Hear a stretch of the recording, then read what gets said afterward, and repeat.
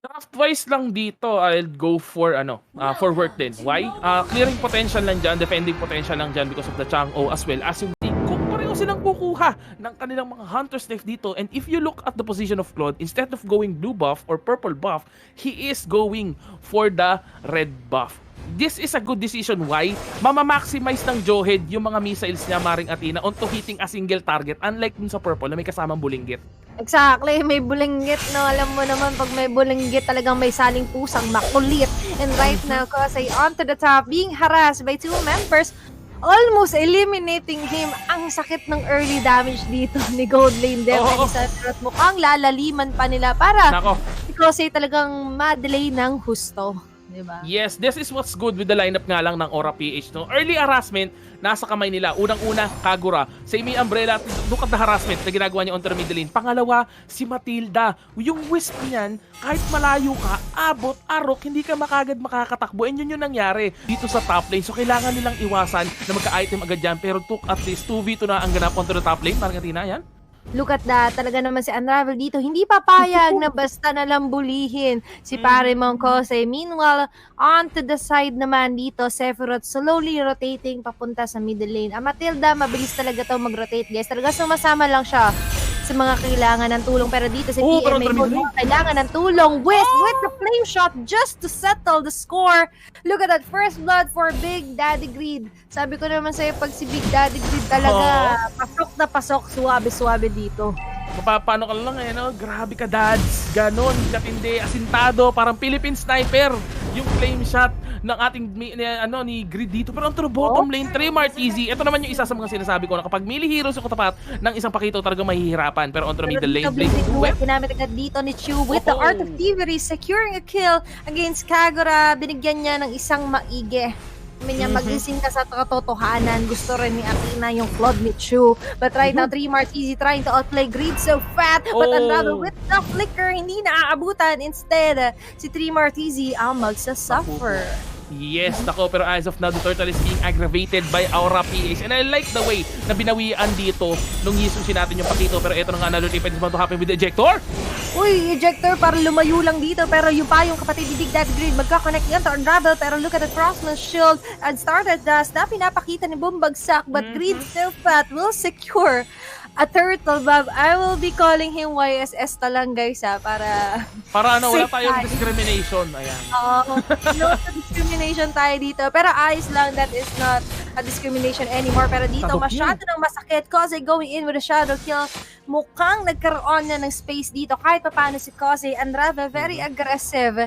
And actually going in for the place against Aura PH. I like the rotation, Baymax. Yes, speaking of rotation, talaga halos pareho lang din naman sila ng ginagawa. Nakita natin, Aura PH went agad doon sa turtle right after nila ma-takedown. So yung rotation nila rito is based on objectives. Yun yung masasabi ko sa kanila. Pero yung work Oster Force based on aggression. Look at this! Unrivaled talaga lumalaban sa lima. Pero ito na another fight na nga ba? Flame shot will not connect, but look at that. We'll be securing another kill. That is Unravel. Going to Ravel muna. Pero dito si Chu, magbaback away na lang din. That is 3-man rotation onto the top. Meanwhile, Art of Thievery just to step it up. May salubong na magaganap natin dito. 4-man rotation. BMI with the placing duet. Ginamit agad dito ni pare Mong, Chu, and BMI out na lang din. Meanwhile, that is actually a good call. Yes, and yun yung overturn will be used, but no, Unravel, sabi niya, disiplina lang hanggang sa makauwi yung dalawang kaibigan ko. Ito kasi yung tropa mo na nagpaalam ka, pupunta ka sa ganito, yung pala, wala ka talaga doon pagtatakan niya. Pero dito, na-take advantage sila. Greed so fat yung ating energy shields. Meanwhile, PMA mode, too late to actually defend that one. Pero dito, yung Esmeralda natin, inaraw-araw na 3 Martizi, bumbagsak, medyo bagsak pa talaga yung performance niya into this early of a game, Baymax. Aura PH nagbunga yung ginawa nila onto the top lane, taking down the gold plate of the turret as well as the turret itself. Was onto the bottom lane, Pakito naman, may sagot at may bawi para sa work Oster Force. Nakuhanan tayo ng turret, kukunin ko naman si Bumbagsak dito. But let us remember, yung Esmeralda natin, kahit lagi siyang nati-takedown, as long as na-utilize niya yung avarice natin, magkaka-item at magkaka-item yan. In almost 5 minutes into the game, 4-3 tayo, dikit pa yung gold. Pero eto, turtle is going to be secured na naman by Aura PH. And I want to look at the items once again dito. Lapu-Lapu already having that Bloodlust Axe. ang ating Kagura. Meron ng Clock of Destiny. With the other side naman, Falling Star Moon. Falling Star Moon with ejector initiation coming from Unravel. Napatay pa dito si Boom. Bagsak talaga ang kanilang play with a flame shot again. The finish of one enemy hero, two on the other hand, Blazing Duet, pero hindi masyado tatama. Intense Sephiroth nakaiinitan dito sa may bandang Gedli with a quad shadow kill, able to secure that kill against Aura PH. Meanwhile, PMA oh my God, mode. si PMA. Total gift, medyo lugi dyan. Isang Chango, that is a lapu-lapu. So that is actually a nice call to disengage na lang din because of that recent team fight, Baymax. Who is in favor of that one? That is going to be in favor of Work Oster Force. Medyo nauntog pa yung Matilda natin doon, Maring Athena. Pero if you look at the item, Demon Hunter Sword na yung Claude natin. This is what good in terms of itemization ng Work Oster Force. Instead of going for the Raptor's Machete, finocus na lang kagad for the Demon Hunter Sword. Kaya hindi siya masyadong na-late in terms of items. Yung Hayabusa natin with the Blade of Hefta, si Chang-O with the Ice Queen Wand, and Pakito with the Deadly Blade. Kaya pala, nalulugi onto that bottom lane yung ating Esmeralda. And as of that very last team fight, medyo maasim, no, yung pagpasok ng Esme natin with the Falling Star Moon. Also, Sephiroth na untog right after his flicker. Kaya na-pick up siya. And speaking of pick up, nagkaroon tayo sa plane. 3 Martizi with a shield, pero Flicker with the Justice Blaze gagamitin agad dito ng Golden Deep, pero sinasalo lahat ng Blazing Duet dito, may salubong galing dito kay Raven, napakasakit, makunat, pero walang makunat sa dalawang mag-best friend. Talagang hanggang sa dulo, bros before heroes, charot. Pero right now, guys, kita naman natin, 3-man onto the bottom side. Look at that, dinedelay nila ng gusto si Kosei. Yes, talaga maganda yung plan nila dito. Ito yung gagawin nilang sagot dun sa ginawang gank onto the top lane against the Lapu-Lapu. Ito, pero may teamfight yata na magaganap. Oh, yung Meteor Shower. Meteor Shower, sinasalo lang dito ni Big Daddy Grid. Bisa sa sariling mantika, Sephiroth going in, pero in-ejector lang ni Unravel. Sabi niya, hindi ka kasali dito sa away namin, kaya maghahanap na lang din siya ng sarili niyang away. Falling Star Moon, hindi makapag into anyone, pero si Chu with the Blazing Duet, makakapag-free hit lang. God lane deep, masyado makuna, nakikipag 1v1 with Pakito, suwabe ang pag-slide out na lang din. That is a 2-for-1 exchange, Baymax, and clearly it is in favor of Work Oster Force. Pero in favor of Work Oster Force, yes. But if you look at the goal, hindi ganun kalaki. Almost 600 lang naman yung kalamangan ng Work Oster Force dito. Successful jungle invade ang nagawa ng ating Yisun Shin dito. So let us remember that this fight is still on a 50-50 match between Work and Aura Y. Cho 1-0 and Yisun Shin 2-0. So hindi pa na siya shutdown masyado. Ang hyper carry nila rito. Big Daddy Grid also takes kills from the side of Work Oster Force. Hindi nila maiwasan, masyadong kasintado when it comes to flame shot. Pero ayan na naman, pumasok na naman doon yung semi-umbrella, pero hindi sila magko-connect into a team fight. They know that PMA mode still has a nuclear tower na gamit ito. Mountain Shocker just to reveal the position. They could go for another kill dito. Sephiroth, ang lalim ni Sephiroth, ha? Bunga ni Chu with the ejector, Blazing Duet, sinasalo lahat dito ng Aura PH. Sephiroth might fall down na nga yata. Flame shot, magko-connect. Pero si Chu makukuha dito sa may bandang Godly, ni Golden Deep. Pero look at the difference na nagagawa ng isang Kagura, guys. Back, make it drop talaga ang nagiging eksena natin dito, ang atake cut direct. 5 members still alive, meanwhile 2 members was down for the side of Work Oster Force. Forced out by Aura PH because of that fight. What happened, Baymax? What happened there is very good positioning para sa side ng Aura PH, especially kay Gold Lane Different. He knows kung saan babalik yung Claude natin with the BMI, so instead of helping on that middle lane, he waited inside the bush, no, and he assassinated the Claude, and right after that, sumunod yung ibang miyembro ng Work, and yun yung mali ng Work doon. Pumasok sila onto that bush knowing that Lapu-Lapu still has his ultimate, kaya nung nag-combo na yung Lapu-Lapu natin dito with this ultimate, naku, nayari na lahat ng miyembro ng Work Oster Force. 9-8 tayo, third takedowns natin, pareho pa rin naman, Maring Athena, and the Lord is up for grabs as we hit the 9-minute mark of the game. Look at this, aggression is rin naman para sa side naman ngayon ng Aura PH. I see that Aura PH has strength in numbers when in terms of team clash. But right now, Work Oster First has to play it smart if they want to turn the tables around Aura PH. First Lord of the game upper grabs are dito kasi may ispata ni Big Daddy Grid, tatamaan ng flame shot, pero hindi na agad masusundan, bumbagsak. Instead, they will be focusing their strength onto the middle lane because they could feel na nandito nga si Unravel, spotted by the Mountain Shocker. Surprisingly, they would go for another kill na nga yata dito, pero masyadong mabilis. Nag-smart missiles lang din dito si pare mong Unravel. Right now, position-wise, nasa lamang dito ang work in terms of First Lord. Pero dito, pumasok agad si Unravel. Meteor Shower, sinalo lahat si Sephiroth. Wala na agad yung Matilda dito ng Aura PH, which means na wala silang guiding wind. Walang guiding wind. Specialty, Baymax. Yes, and as of now, lamang na rin yung work Oster Force in terms of turret takedown as well as yung position nila against the Lord. Look at Aura PH, they still waiting for the Esmeralda, pero right after makita ng work, napaparating na yung Esmeralda, nireset muna lang nila, faking the reset as well because hindi pa nila to iniiwanan. They might actually try and take this because the same fight is happening onto the top lane. Falling Star Moon ginamit yung bumbagsak pero it won't make any difference because Kosei has already taken down the top lane turret from RPH. That was just a buy time actually. Buy time lang. Napansin ko, work also first, they just need Kosei to get for proper arsenals or items to go in for a kill against Aura PH. Kung may maligaw, bagsak talaga ang sagot nila. And right now, Aura PH, that is already 10-8 into the score. Net worth-wise, Baymax? Net worth-wise natin, lamang ng 2,000 ang work Oster Force dito. Pero eto, look at the items ng demand ng ating Yushin. Pero bago ang lahat, another team fight might be happening.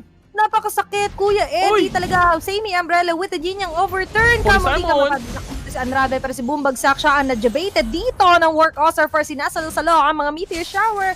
And that is clearly a calculated risk from Work Oster Force just to force out Aura PH into engaging into a team fight. Thankfully, though, that Boombagsak has disengaged early before pa siya mapasama doon.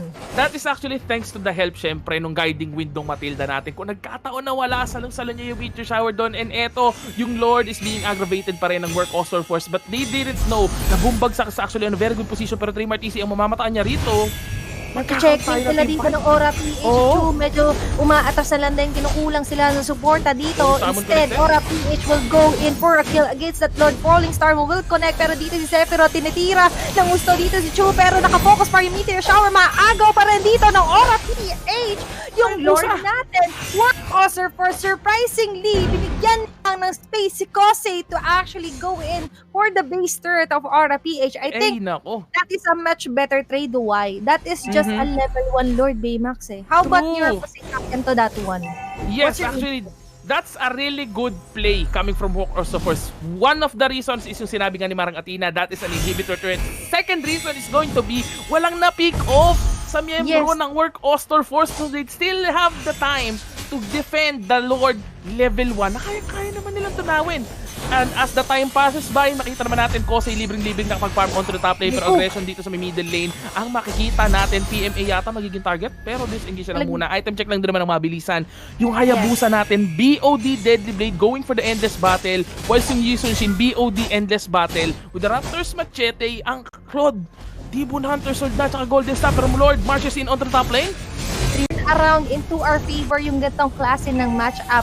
And kita naman natin, even though they have the Claude on their lineup, hindi nila natunaw agad yung Lord in preventing Aura actually taking down the base turret, Dave. Alam mo kasi, nung nangyari yung Lord onto the top lane, the Claude was actually busy trying to defend the middle lane from Esmeralda. So by the time that the Lord marches in onto the top lane, walang pantunaw yung Work Oster Force. Yes, maganda yung damage yung Hayabusa natin, pero nakita naman natin on how low HP he is on that team fight sa bandang top lane. So no one is around to defend the Lord. They tried their best, pero naisagot agad ng Aura PH natin dito yung kanilang inhibitor turret na nakuha kanina. Sabi nila, bawi-bawi lang guys, walang personalan. Kailangan lang din naman natin manalo. Pero as of now, isa lang masasabi ko sa Aura, yung team composition nito is very chill. Hindi sila nasisira kahit under the pressure na sila. And if you look at the items dito ng ating Kagura, meron na tong Holy Crystal. Oy! Kasi, naku po, binake-out lang yung shadow kill. Alam mo naman pag nag-shadow kill, ang kailangan niya lang let's bolt in. At doon lang din mismo lalatag ang isang Hayabusa. But speaking of item check, let's head on sa items dito ng both the teams, Baymax. Yes, meron ng Holy Crystal yung Kagura natin as well as the Lightning Truncheon. Whereas yung Esmeralda, Enchanted Talisman lang, tas dumiretso na kagad. Sa medyo tanky items dito, Lapu-Lapu with the Queen Swing going Antikiras. Para sa other side, we have the Claude for that Athena Shield. Johead natin going for the Antikiras as well. Queen Swings, Bloodlust, Brute Force para kay Brody. Whilst yung Chang'o natin going for that Necklace of Durance and the Glowing Wand. Chang'o actually is a really big help right now. Na mabilis sila nakakapag-def. Whilst Aura PH, nasa-show nga lang din naman agad. So, feeling ko, talaga, 50-50 pa rin as of now yung laban natin dito. I agree. kung kanina may nakakalamang because of the two recent team fights, naging all yung score natin. 10-10, look at that, 43-42. Hindi masyadong ganon kalaki yung kalamangan dito ng Aura PH. But in terms of vision, mas nakakalamang naman sila against Work Oscar first. But right now, they are forcing out the bottom lane turret as well as the middle lane. And look at that, tinatry pa rin ni Kosi sumegway, but I think check na ng Aura PH yung ganyang klase ng mga moves. Umuwi dito sila bumbagsak. But Aura PH, slowly but surely, just going in with the flow. Kitang-kita mo, hindi sila pressure.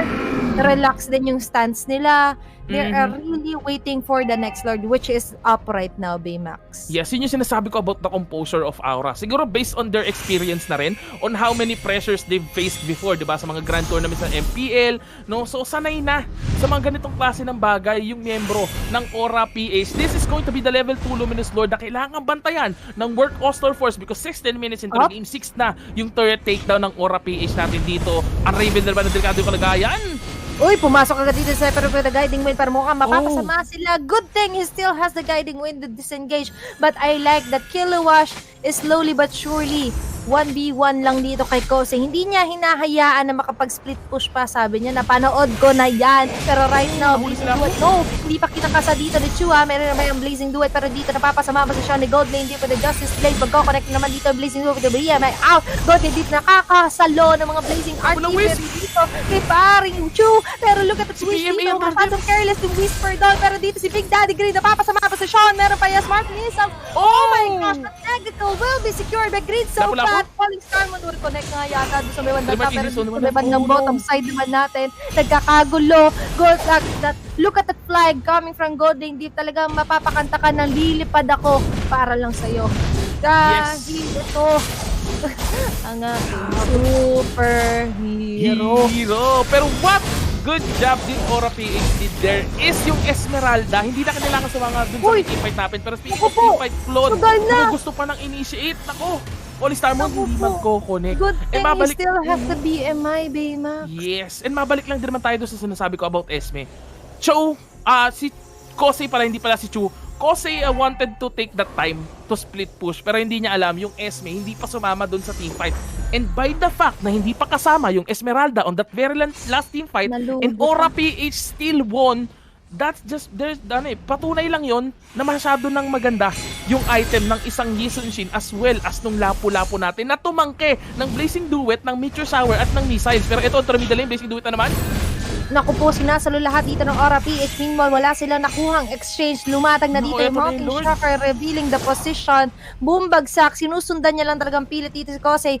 Look at the Falling Star mo. Nag-connect sa 99.9% endurance. But the Lord right now is marching towards the top lane ng Work Oscar Force. Pwede kong asimin ng Aura PH. Going in dito sa Gold Lane. Pero na-stun ng very slight. 3 Martizi, medyo pulakan ang buhok. Good thing that they could still be able to protect their base because they had the two underline. Nakakapag-free hit, marksman is still a marksman, ladies and gents. Pagdating sa teamfight, I think they still need Kosei. Hindi na kailangan yung pag-split push. Pero look at the BMI and with the Blazing Duet. Oh my God. Shutdown. Pero dito si God Lane Deep mukha nag-flicker out. Susundan pa rin dito ng 3 Martizi. Mountain Shocker deals a very good slow and damage against Work Oscar First. Kaya napigilan ang pagsunod. Pero dito, yung purple nila, masesecure na nila sa wakas dahil Aura PH will wave the white flag para umuwi na lang din muna. Disengage because of that recent team fight, Baymax. Yes, may self-control kasi tong Aura PH, Maring Athena. If they know na medyo nalulugi or tumatagalin sila in terms of team fight, instead of going in, magbaback away lang sila, waving a white flag para antayin mabuhay yung na-pick off sa kanila. Comeback potential kasi talaga dito ng Work Oscar Force is to pick off sa Kagura, pero ito under team fight na naman. Kupo, napakaganda ng pag-setup din ni Unravel with the Blazing Duet combination coming from Work Oscar for securing 2 kills. At mukhang susunod pa nga yata dito sa Gold Lane Deep at si Sephiroth. And look at 3 Martizi zoning out 2 members from actually going in for the rest for Work Oscar Force. Big Daddy Grid will be able to kill down the hyper carry of Work Oscar Force, but is that enough, Baymax? Yes, that's what I was saying, no? Si Big Daddy Grid talaga kasi yung kailangan dito ng Aura PH when it comes to teamfight because he is the one na pwedeng to make off dun kay Chu or yung Claude natin. And that's what happened. Napigilan ngayon ni Big Daddy Grid yung Work Oscar Force on pushing the middle lane. And right now, sila pa rin ang may hawak ng kalamangan dito because 7 turret takedowns, 2 lord na sila rito. And if you look at the item of the Kagura, he's also nearing the limit of lacking his item with the Divine Glaive as the addition. Whereas yung Esmeralda natin, kumuha din ng stowing items which is yung Ice Queen's Wad. Ice Pakito Queen Wad. probably going for an immortality dito with the Oracle as the addition to his last item. Chang'o naman, last seen as with the glowing wand. And as of now, meron na siyang Winter Truncheon para si Chang'o mag-grow as a player. Whereas yung Hayabusa natin with the Malefic Roar, Claude with that Queen's Wings. And as of now, Aura PH still has the lead tulad ng sabi ko, and the Lord, no, bantay sarado na kagad nila kahit 30 seconds pa bago to lumabas. Why? Isa lang dahilan yan, Marikatina. Kapag nakuha to ng work Oster Force, game 1 goes to work. Yun lang masasabi ko. Exactly. Mauna-una. Talaga, bueno mano sa Lord to, guys. And right now, kita mo naman, si Kose, I just saw him purchase the Malefic Roar. He wants to go for a split push win, but check na check niya ni Bumbagsak. Hindi niya tinatatanan actually yung top lane natin, even though the Kose is trying his best to clear out the minion wave as fast as he can. But right now, in a few seconds, buhay na yung Lord natin. Aura PH trying to hunt down Work Oster Force, PMA, and 3 Martizi. Perfect position kung sakaling mauna sila sa pag-setup against Aura PH.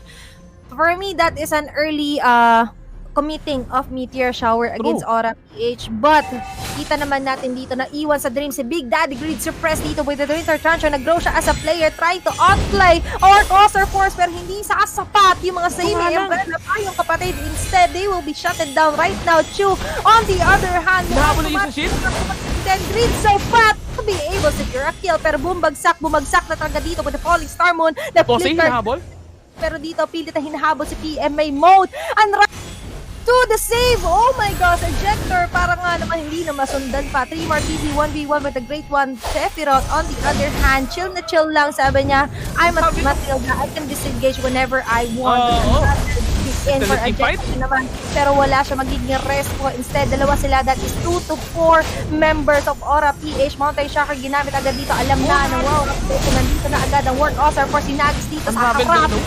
They go shadow kill against Aura PH, pero makita mo nagkakagulo sila dito. Sino unang mamamatay? Si Bumbagsak! Look at that, Bumbagsak! Bagsak din ang HP dito ng Work Oster Force, and look at that. Yuzenshin will be able to kill down 3 Martizi with the Pakito na may kasama pang recall bago patayin si Unravel. Aura PH showing us how you do it like Aura. Grabe. Mapapasigo ko na ng Aura Fire! Kasi grabe, yung laban dito na pinapakita ng Aura PH and Work, what went wrong? Feeling ko itatanong ni Maring Athena yan. Is Work Oster Force focus too much on Greed and yung ating si Yuzenshin. Pero eto, makikita mo naman, they're trying to take down the hyper carry. Nahabol si Greed, si 3 Martizi still on the go. Sephiroth, good positioning. Ayan, pinasok ni Kose. Yes, patay na si Chu. Unravel, hinahabol nila po. Pero if you look at this, Greed hinabol dito ni 3 Martizi as well as ni Kose. They forgot about the Esmeralda. Esmeralda yung nag-clear out sa kanila on this very last team fight. Pero mabalik lang din naman tayo in-game because right now, Aura PH destroyed the inhibitor turret onto that middle lane. I think kailangan ng pumwesto ng maayos dito ng Work Oster Force and set their priorities straight kung sino ba dapat talaga yung unahin nila when it comes to team fight. Target marking talagang kailangan nila in unity with trust. But right now, Aura PH, sabi nila, we can do this, we can handle this. But Bumbagsak, I like it. The timing of the Falling Star Moon onto that bush side, guys, secured a deal for them. And right now, butas na yung base onto the mid and top ng Work Oster First. Genius one final item for the Chang'o. Pero dito sa may bandang bottom side si Kose, mapapasama ang posisyon. And look at that, he will be able to secure another kill na nga yata dito kay Sephiroth, pero hindi magigisa pa dahil Bumbagsak can sustain himself. The Lord is still alive, and Aura PH will definitely take game number 1 against Work Oster Force. Tama ka, Bima.